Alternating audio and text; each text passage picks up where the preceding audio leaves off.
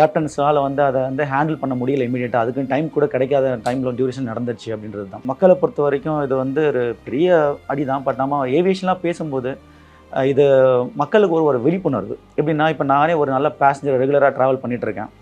இப்போ நம்மலாம் வந்து இந்த மாதிரி வீடியோஸ் கொடுக்கும்போது, டெக்னிக்கலாக பேசும்போது, இன்றைக்கி விமானம் வந்து பறக்கிறதுக்கு முன்னால் என்ன மாதிரியான சேஃப்டி ப்ரிகாஷன் மெத்தட்ஸ்லாம் ஃபாலோ பண்ணுறாங்க, ஆக்சிடென்ட் ஆகிடுச்சுன்னா அதுக்கப்புறம் எந்த மாதிரியான ஆக்ஷன்ஸ்லாம் எடுக்கிறாங்க, இது ஃப்யூச்சரில் இதே மாதிரி சம்பவம் நடக்காமல் இருக்கிறதுக்கு இந்த கவர்மெண்ட்டும் சரி, இந்த ஆர்கனைசேஷனும் சரி என்னென்ன மாதிரி பண்ணுறாங்கன்ற ஒரு விழிப்புணர்வு கிடைக்குது. இது பார்க்கும்போது ஆக்சிடென்ட்னு வரும்போது ஹிஸ்டாரிக்கலி இப்போ 1950ஸ்லேருந்து 1990s வரைக்கும் நிறைய ஆக்சிடென்ட் நடந்திருக்குது. அப்போல்லாம் வந்து இப்போ இவ்வளோ பேசுகிறோம் நம்ம வந்து மீடியாஸ்லாம் அப்போ ரொம்ப கம்மி. அப்போ வந்து ஆக்சிடென்ட் நடந்ததுன்னு சொல்லுவாங்க. அதுக்கப்புறம் விமான போக்குவரத்து வந்து சம்பிச்சு போகல. அதுக்கப்புறம் வந்து என்னென்னா, ஒரு சம்பவம் நடக்குது விமானத்துறையில் அப்படின்னா அதை தடுக்கிறதுக்கு அதுலேருந்து நிறைய இன்வெஸ்டிகேஷனை ப்ராப்பராக ஸ்டடி பண்ணி திருப்பி ஃப்யூச்சரில் இது நடக்காத அளவுக்கு என்ன பண்ண முடியுன்றதை ஸ்டடி பண்ணி அதை இனிஷியேட் பண்ணுவாங்க.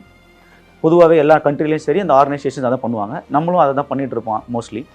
ஸோ இப்படி பண்ணுறதுனால தான் இன்றைக்கும் வந்து the safest transportation in the world compared to other transportation சொல்கிறதுக்கு காரணமே இது ஒன்று தான். மணப்பெண்ணின் பிரத்யேகமான திருமணப்பட்டு விவாஹா தி சென்னை சில்க்ஸ்.